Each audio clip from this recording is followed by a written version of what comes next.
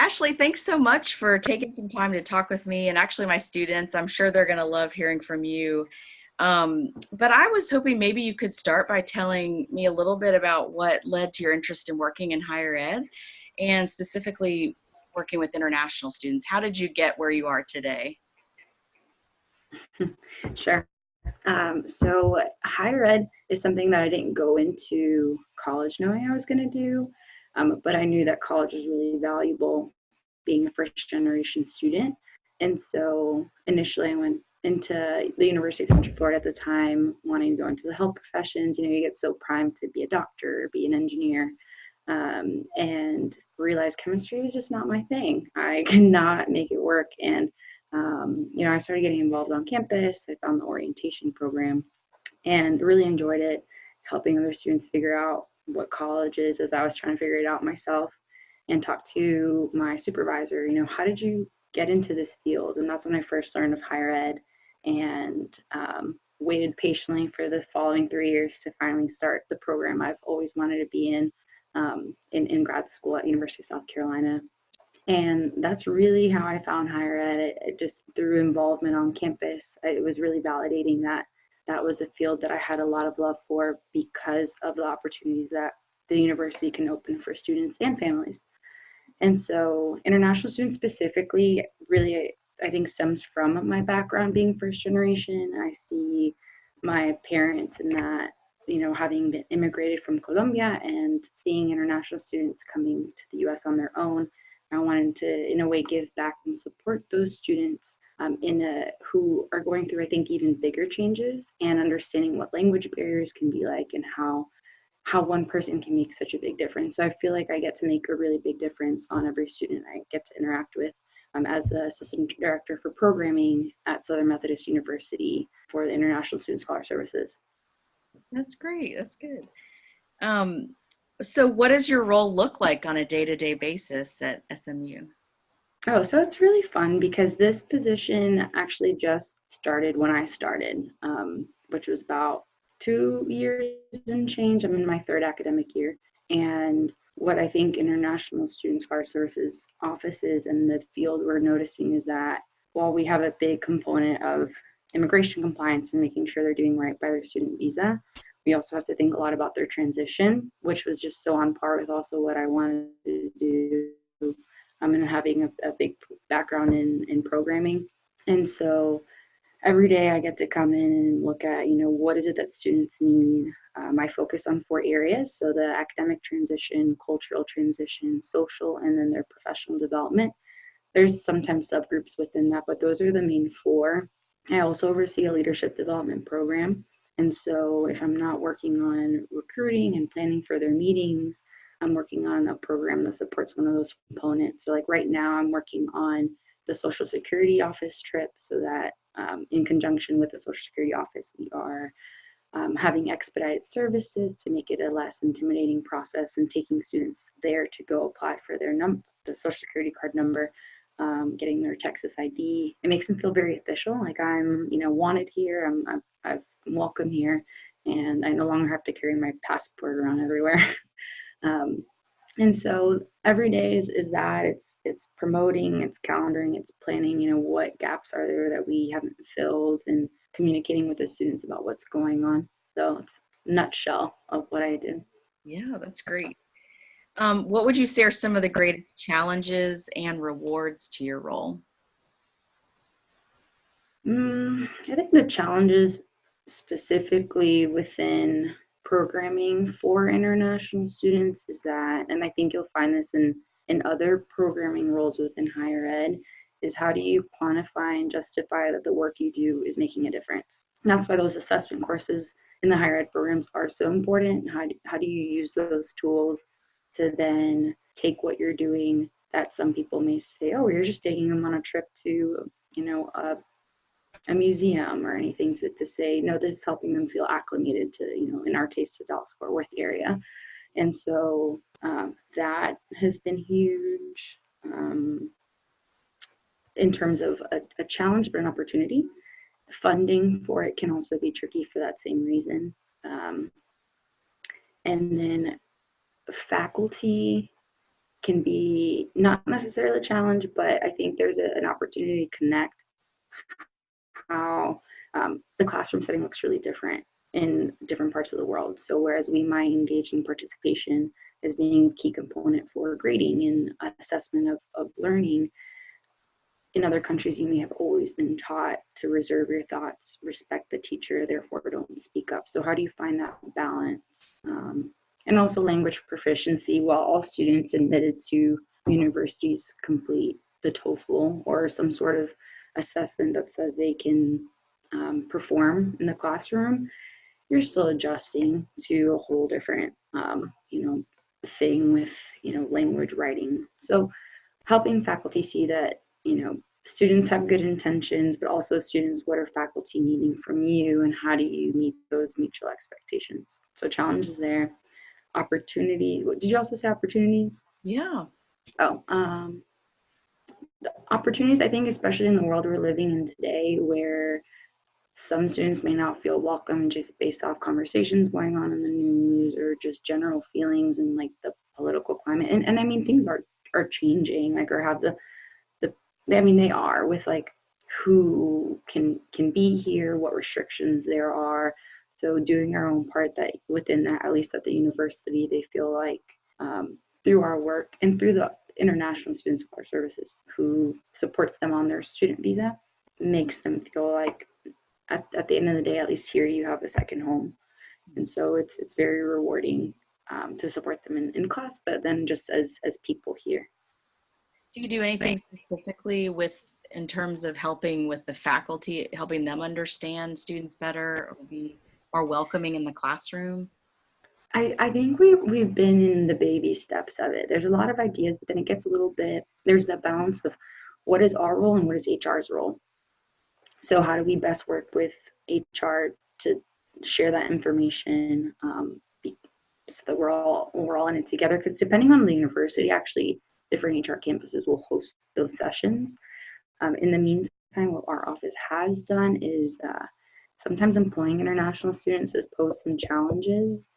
And so we've worked with staff on campus on like what are some challenges you may come across. I mean, everything from, maybe your hygiene and your scent might be something that they're navigating for the first time. How do you tell someone that maybe the scent that their clothing carries is very strong and challenging to be around? So we get emails like that, and I have to put together like guides on how do you talk to students about this in a very culturally sensitive way and very mindful way. And those have been really, really effective. And that's what started to spark the maybe there's more we can do here. Because so far, in all reality, we've really done more on just educating on immigration compliance, like what do you need to know about students and being on a visa and like what they're allowed to, they can't just drop a class like a domestic student can, for example. That would put them out of status and not challenge, but it would put them at risk of losing their student visa. Whereas a professor might just say, "Oh, if this isn't for you, you might want to revisit." Like there's a lot of things like that we educate, but I think on like the human to human level, um, there's still room to grow. But thankfully, I think the campus supports it. That's great. That's great. I like that example. Um, what would you say that you've learned about leadership through your role? And is there anyone that you admire for their leadership and have tried to emulate? I want to say that's the biggest area that I've learned in, I mean, since leaving a graduate program, because going when you and maybe some of your class or your students are already full time at this moment, but I've learned how much I value when people really respect one another's time, because I know that as leaders grow in responsibility, their time can become challenging and their demands become higher. And sometimes when you're not, at that same level, all the changes and all the flexibility falls on you, which is so important for one to be flexible. But when people stay true to, we're going to have that meeting at this time, we're going to make sure we keep up. I've really valued that, people who really just follow through. And if they can't, just tell me, hey, I can't make it happen. Like, I think that's okay. I mean, I think that's something also that we have to recognize as higher ed professionals to do as well, like within obviously the balance of our responsibilities, like what can we do and what can't we do, and practicing self-care, since there are many times after hours things, and I have a lot of it, well, not a lot, but you know, a decent bit in my job. So I do love that. So follow through and respect for time. Um, and things I've learned not to do, I guess, is the reverse of that. Just um, because it all trickles down, it impacts the student ultimately too. But yeah, I think a love for what you do, even when things get going or get tough. Yeah, It that's will show in your interactions with people. great. Is there anything that you learned from your graduate program, maybe your graduate assistantship, that has been most helpful in your work as a professional today? Mm-hmm. Um, Depending on the graduate program, or at least I can speak for the one at University of South Carolina, you had the opportunity to interact with a lot of offices. And while, yes, there's a lot of benefits to learning about what the other offices do, I think the greatest thing, that the most beneficial thing that I've carried through today is the relationship building with all those offices, because at some point or another, you interact with them, you reach out to them, you can collaborate with them, and you can bring together teams that maybe hadn't worked together before. And I felt more comfortable doing that now because of those experiences. And I'm happy to share a little good news that I actually haven't shared with you, is that last year I was nominated and selected for the President's Award for SMU for the like top employee of the year. And I attribute a lot of that to having built partnerships with different campus partners.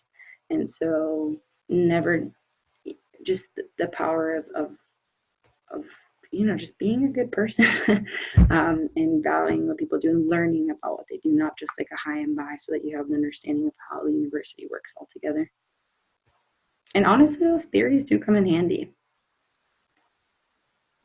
Well, that's good to know.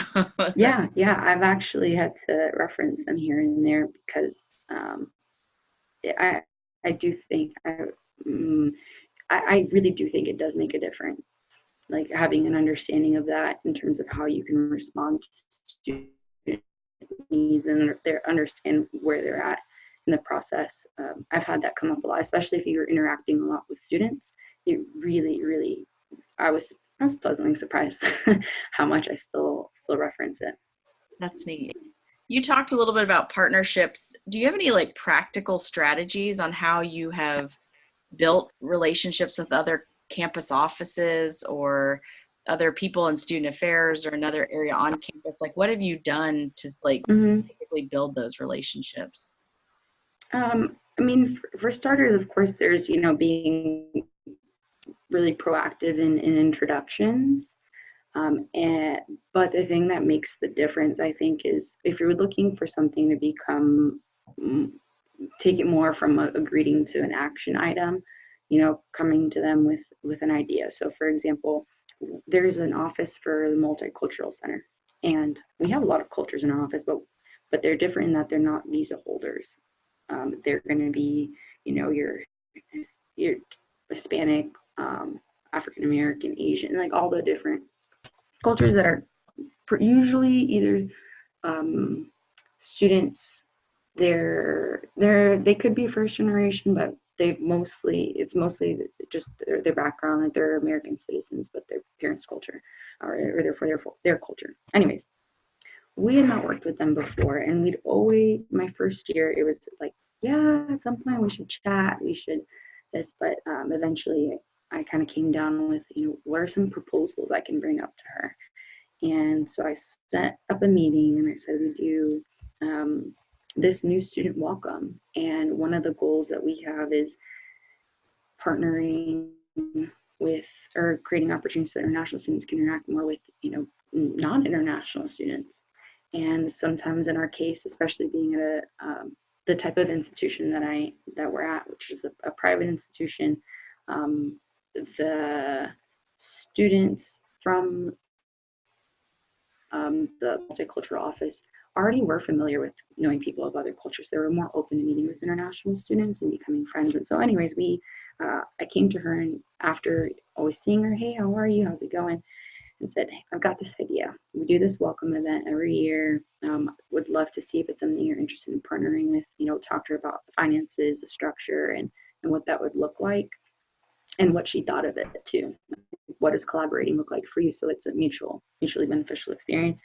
And we came together with a plan, put it together. They were actually already doing their own event, but it was much smaller than ours.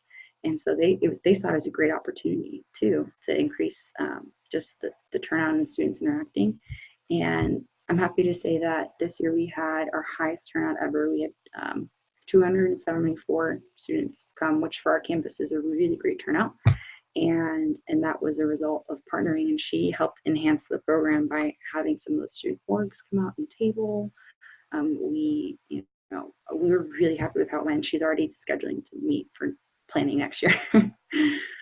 So beyond maintaining a good relationship, coming up with like action items, setting up the meeting, and going from there to see where it goes. So you have follow through beyond, let's chat at some point. That's neat. That's neat.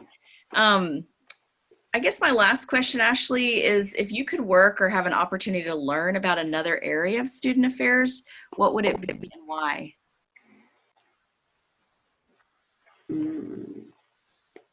Can I do a quick two-part of like what I think would make me a better professional, and then what also is just personal interest? Absolutely. Okay. Dean of Students is something that I think is really important for people to know, and I'm constantly learning more about, and how they support students. There's, as you continue in the field and as you really interact with college students, you see how much they're going through, and we as professionals should know how to best direct and what the support would look like beyond just saying, here are your resources. I've utilized them a lot this year because a lot of students have shared very personal challenges they've been going through. And while we have the skill set to work with students who are going through, oftentimes we're not, certified professional counselors or they need so much more than that I shouldn't be providing to, because it's, I have to be mindful of my role, but I want them to know they're supported and valued. And so Dean of Students is huge. But then on like a like just looking ahead to the future, I like international education a lot, and I'd be curious to see what that looks like in terms of, I've not worked with study abroad, but being someone who likes logistics and likes, people thinking about the world as a whole and how you can learn a lot from it and other people. I'd just be curious to see how they work, because it's a whole different ballgame of outbound students as opposed to inbound, which is what I work with now. But yeah, that would be it.